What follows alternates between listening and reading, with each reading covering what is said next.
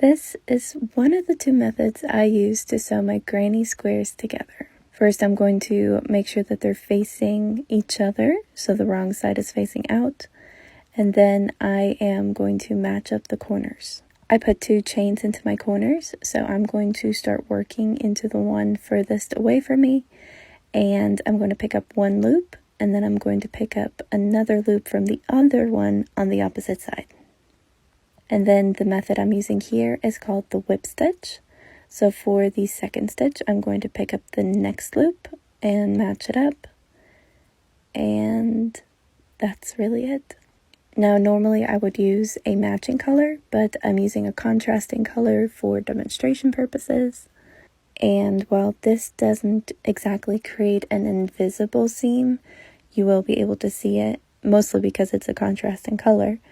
It does create the flattest piece. There's no bumps at the seam.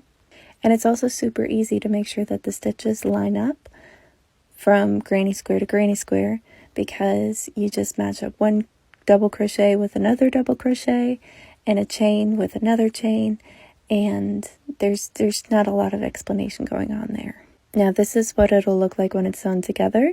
You can tighten it a little bit, but it's not going to make that much of a difference. You can still see the stitches, but like I said, when you're using the same color, you can't tell. Part 2 will be in the comments on how to do the corners.